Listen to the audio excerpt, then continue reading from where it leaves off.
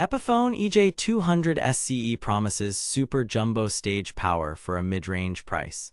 Either we have finally reached affordable big body glory, or we are looking at another case of expensive confusion.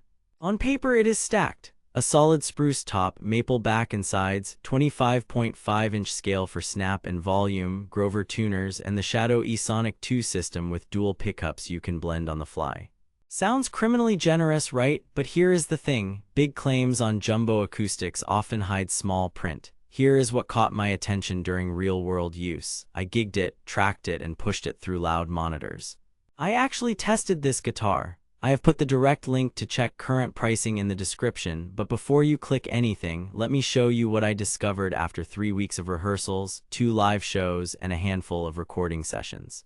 Let us set expectations. The EJ-200 SCE is marketed as a budget-friendly take on the iconic J200 vibe with modern, stage-ready electronics. The promises are simple. Big room-filling acoustic projection. Studio-like plugged-in tone via NanoFlex and NanoMag pickups you can blend. Reliable tuning stability with Grover hardware. Premium look and feel without the premium price. Sounds great, right? Pretty bold claims for this price bracket. But here is where things get interesting once you stop scrolling and start playing. Reality check, they claim big body projection.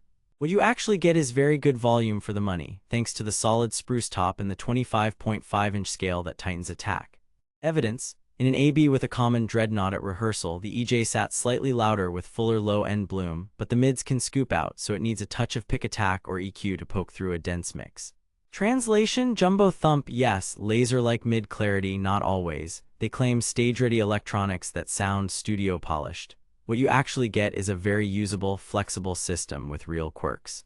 The eSonic 2's NanoFlex undersaddle provides body warmth. The NanoMag near the fingerboard adds air and shimmer.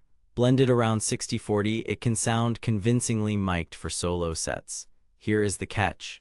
Leave a cable plugged in and the preamp stays live. Those two 2032 coin cells drain fast. Reality check, forget to unplug overnight and you might be shopping for batteries before the next gig.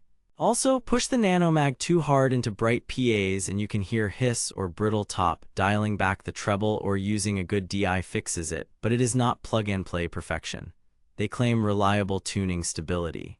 What you actually get is solid performance once it is set up and the strings are stretched, courtesy of Grover tuners and the longer scale. Evidence, it held tune through 2 45-minute sets with only minor touch-ups.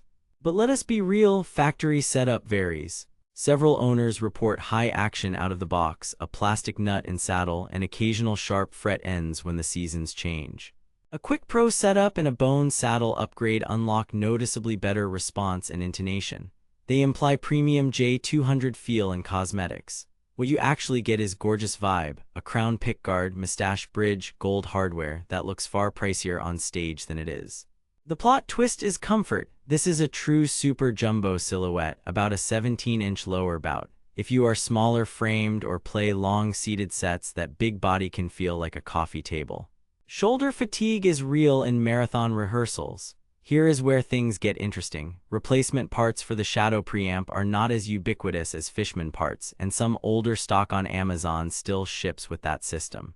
Not a deal breaker, but worth noting for long-term serviceability. Sound quality, unplugged, expect authoritative low-end and a wide soundstage. Chords bloom, strumming sounds cinematic. Fingerstyle is articulate on the trebles, but can feel scooped in the mids compared to a smaller-bodied Yamaha FG or a Taylor GA. Compared head-to-head with similarly priced dreadnoughts, the EJ-200 SCE wins on size and sustain, loses a touch on mid-range definition. Plugged in, the 2-pickup blend is the party trick. Keep NanoFlex as the foundation and sprinkle NanoMag for sparkle around 30 to 40%. That is the sweet spot that avoids quack without getting glassy. Electronics. The eSonic 2 preamp offers individual volume and tone for each pickup, a phase switch to help with feedback, and an onboard tuner that mutes the output. The tuner is fast and accurate enough for stage use. Here is what nobody tells you. Coin cell batteries are convenient to stash but easy to burn through if you forget to unplug. Bring spares. Also, the jumbo body will feed back at loud stage volumes sooner than a smaller guitar. A soundhole cover and strategic EQ around 200 to 250 Hz help a lot. Build quality and playability. Solid spruce top with maple back and sides, laminated maple neck, 25.5-inch scale, roughly 1.68-inch nut. The long scale delivers snap and helps the low E stay tight. Gold Grover tuners are a win. Out of the box, action can be medium-high. A truss tweak and saddle shave made my test unit gig ready. Fit and finish are impressive for the money. Binding is clean, inlays line up, but expect typical mid-tier variances. What the marketing does not mention, it is a big, slightly heavy guitar. Try a wide strap to save your shoulder. Verdict: buy with caution, leaning positive. If you want that unmistakable jumbo look, big unplugged presence, and a flexible plugged-in tone without paying Gibson money, the EJ-200 SCE delivers strong value. Pros: room-filling projection, blendable dual pickup system, handsome stage visuals, stable tuners. Cons: coin cell battery quirks, potential factory setup variability, mid-scoop that needs EQ, and jumbo comfort fatigue for smaller players. Around the mid-hundreds price on Amazon, it is worth it if you are gigging or leading worship and want a statement guitar that sounds good out of the box after a setup. If you are ultra-sensitive to electronics quirks, consider a Fishman-equipped alternative. Stay savvy out there. Thanks for hanging out with me. If this review saved you from wasting money or helped you find something actually worth buying, I have put the link to check current pricing and read more reviews in the description. And hey, if you do decide to buy through my link, it helps fund these investigations without costing you extra. Drop your questions below, tell me your favorite jumbo alternative, and subscribe because next up I am pitting this against the newer Epiphone EJ-200 EC Studio and a Takamine G series to see which one actually wins on stage. No hype, just hands-on truth.